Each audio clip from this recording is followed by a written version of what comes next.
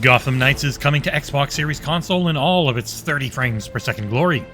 It is a huge title with a lot of main and side quests featuring some of Gotham's most famous villains. To take them on, you have Nightwing, Robin, Batgirl, and Red Hood at your disposal. This game also is not tied to the previous Arkham quadrilogy, and it uses this freedom to its advantage. Gotham Knights definitely has some issues I can see others knocking it for, but in the end, I enjoyed my over 30 hours and 3 days that I spent with the game. So let's figure out if it's one for you in the XboxEra review of Gotham Knights.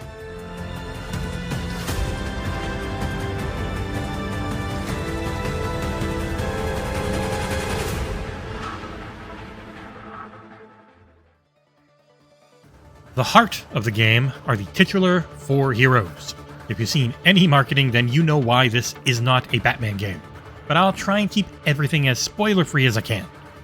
After an intense and overly long opening cutscene, Batman's closest friends and allies are faced with the task of protecting Gotham without him.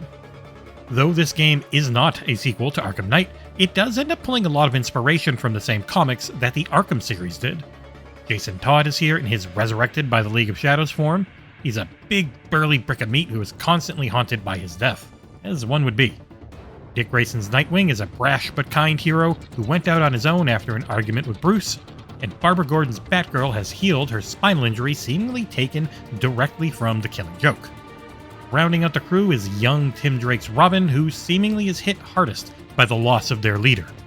Your base of operations is the Belfry, aka one of the tallest and biggest spots in the city. The game breaks into 2 main sections, the first being your planning and upgrading in the Belfry during the day, while every night is spent out on patrol as you investigate, solve, and stop crimes in a massive open world.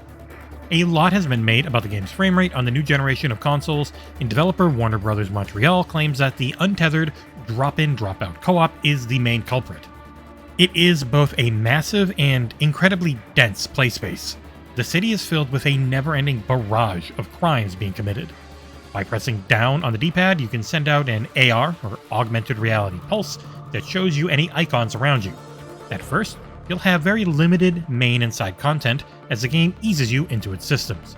And in the end, I greatly enjoyed how the game is structured, but I don't think it did a good enough job of emphasizing what is important to your character's progression early on. I'm going to say this loudly, and I hope you take note if you play this game. Do the Knighthood questline as soon as possible. This questline not only unlocks your ultimate ability, it also unlocks your traversal ability and your final talent tree. I went an embarrassingly long time before completing it because the game didn't really make it seem like that big of a deal. It was just another white side quest in a sea of them. Your quests, by the way, are brought up with a tap of the view button, with yellow denoting the game's main quest, orange, the bigger villain-based side quests, and white for everything else. Another quest you definitely want to finish ASAP whenever it's available are your momentum challenges. These are your character's unique abilities that we'll get into later on. Story-wise though, after wrapping up the end credits, I put this firmly in the okay grade. There were parts of it I loved and parts I very much did not. In the long run, there was more good than bad, but the on-the-nose writing and predictability of things just dragged it down a bit for me. I think it is fair to say, though, that I did play this in a marathon fashion, only getting the code on Monday morning with a Thursday morning embargo. If I had spent 2 to 4 weeks on this one, I do think it would have landed a little differently. It wouldn't magically have had great writing all the time, but I think my annoyance would have had more time to wane in between play sessions. This is a massive game, so I'm going to start breaking down each and every area of it for you as spoiler-free as I can. Heck, I haven't even said any of the villains' names yet. The controls both do and do not feel like the Arkham series. First off, there is far more momentum in your movement, and the camera positioning when outside of combat is more like 2018's God of War.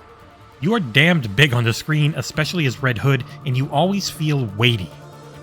Button-wise, A is your interact button, and interacting can be a massive pain in the ass. Due to that movement and how precisely the game wants you to aim yourself, getting into position to interact with objects is a constant struggle you will never get over. B is your dodge, and unlike Arkham, this game has no counters, so timing your dodges to perfectly evade enemy attacks will lead to faster animations and ends up being key to your survival. X is your melee button. With each hit, a small light ends up showing up on your target, and if you press X again at that precise moment, you'll do far more damaging attacks than if you had simply spammed it. Y is for range attacks, and each character has a different ranged weapon, like with melee. Similar timings lead to extra damage and attacks for certain characters, with Red Hood being the only hero fully focused on ranged damage as part of his kit. Right bumper is used in tandem with your face buttons to activate your unique abilities tied to each hero, and left bumper is your grappling gun. It's a much more direct and faster version than seen in any recent Batman releases, and you will be using it a lot. Both Gotham itself and the indoor mission areas emphasize verticality. Left trigger aims your ranged weapon, with right trigger using it when both are pressed at the same time. The other main use for right trigger is your unique movement ability in the open world, which is unlocked once you do that very important knighthood questline. The D-pad covers a lot of ground, with the most important being right, which is your heal. This is a limited use item that refreshes every time you go out on patrol, or can be gained at random from defeating enemies. Down is your AR system with a tap putting out a pulse, and holding it allowing you to scan things, and you will be scanning a lot, as it is one of the main mechanics for solving crimes outside of the occasional match puzzle that shows up. Tapping left will bring up a menu of social-focused items like emotes or controlling multiplayer. Holding left will enter you into photo mode, which is how I got most of my shots for this review.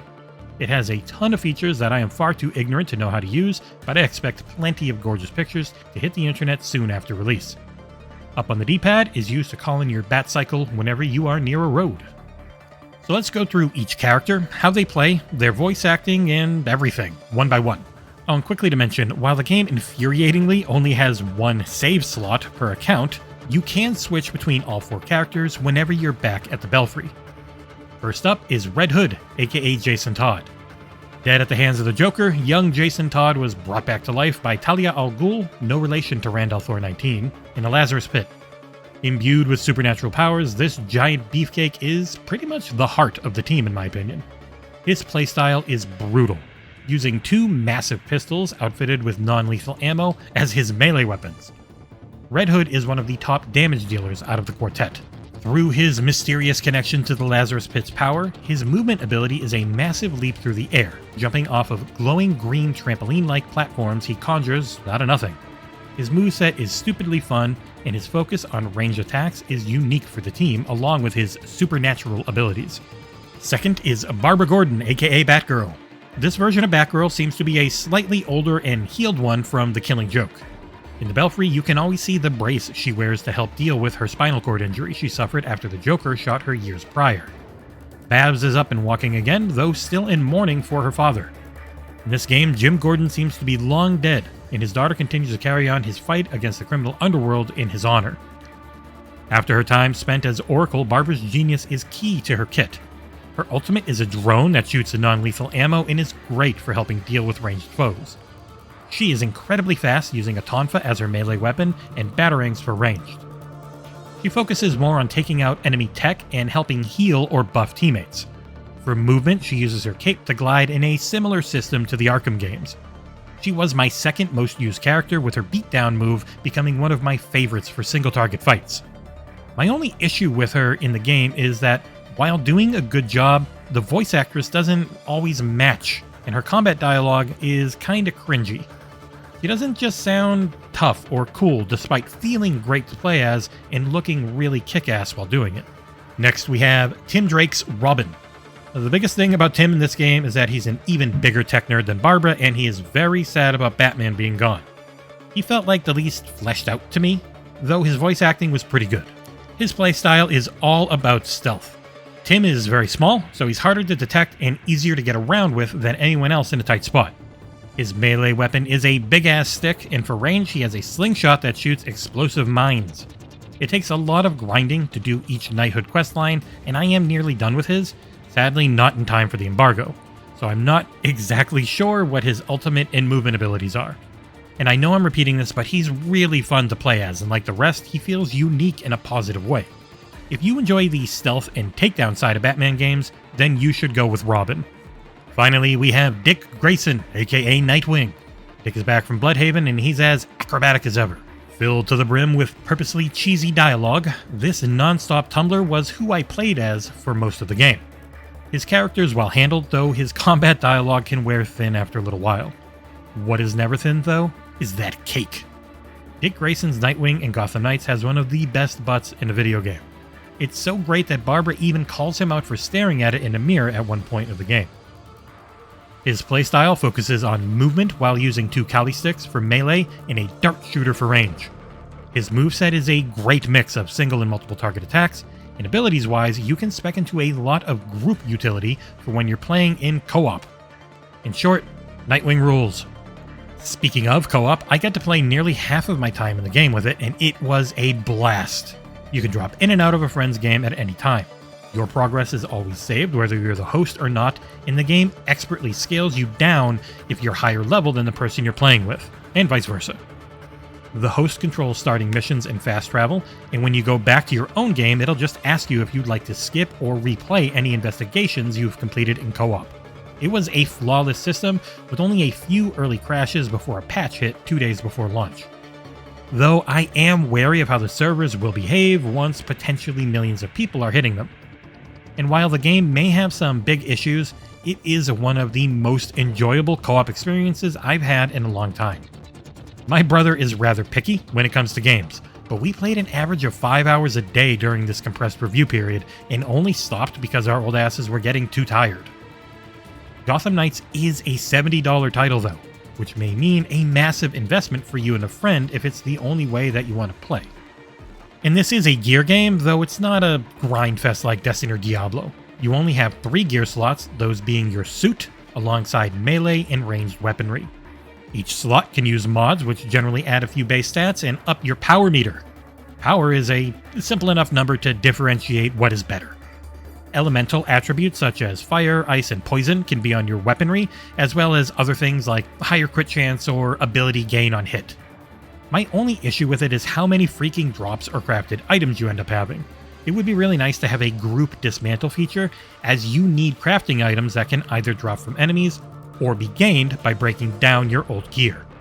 I have seen a lot of graphical comparisons to Arkham Knight online in the lead up to launch, and while that game's looks still hold up pretty darn well today, Gotham Knights is a gorgeous title.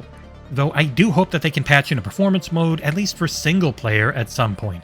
In the end, I didn't have much of any issue with it being stuck at 30 frames per second, which I know is sacrilegious and I get it. But I was really concerned going in, and this is not a shooter though, so you're not moving the camera around all the time with the right stick. It felt fine. The character models and their 15 different suits are of extremely high quality, and Gotham is huge, with at least 4 distinct areas, each featuring their own aesthetic. Climbing Wayne Tower gave me vertigo because it was so damn tall, and traversing the city on a Batcycle is paired with a killer soundtrack that never grew old for me. Ray tracing is on, so the rain is never ending. Reflective puddles are a permanent fixture in Gotham's Night, and they give off a high-quality real-time effect. I have no clue if ray tracing is used for shadows or lighting, but both of those are extremely high quality as well. Some environmental texture work can get really fuzzy up close, but for the most part the indoor areas look stunning. The frame rate felt steady for the majority of the game, with it being a silky smooth feeling 30 frames per second. It did suffer in bigger fights, especially against Mr. Freeze, who was already spoiled by pre-release coverage a year ago.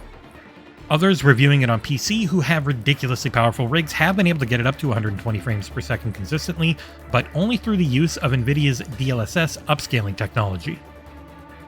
The soundtrack isn't nearly as memorable as the Arkham games, especially City and Night. Instead of haunting vocals paired with classical instruments, we get a synth-heavy soundtrack that would kinda sound at home in The Division. My personal favorite track is the one used while riding around on your Batcycle, as it is the only one I actually remember. I guess Inoffensive would probably work best for the music, but sadly that doesn't hold true for the voice acting. The main cast varies between great, like Red Hood, and miscast as Batgirl. Major villains are very well done, with one of the best Harley Quinns yet. She's kind of a halfway point between Tara Strong's Arkham version and Margot Robbie's movie version. The biggest issue are the random NPCs. They talk a ton and they're really bad.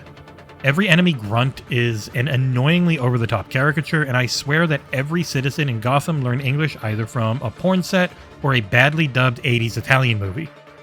The writing doesn't help much either, with a ludicrous amount of bad dialogue being stuffed into every crevice possible during a fight.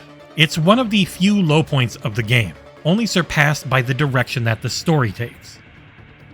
As I said before, the story isn't bad, it just ends up going in an area that I found ultimately disappointing. It gets really supernatural and goofy by the end in a way that didn't serve a greater purpose to me. It felt like a need to up the stakes just for the sake of upping them. Earlier plot threads were cast aside at various points to end up in an area that I just didn't find nearly as interesting. In conclusion, Gotham Knights is still a ridiculously fun game with some major flaws. Gotham has never been so big, tall, and beautiful. The story ends up being a minor disappointment, and the voice acting can be grating as all heck. In the end though, either solo and especially in co-op, it's an easy recommendation for me. All 4 heroes play fantastically and are quite different from one another. It also looks great on a Series X. I hope that Gotham Knights becomes a series, because this is one hell of a first entry.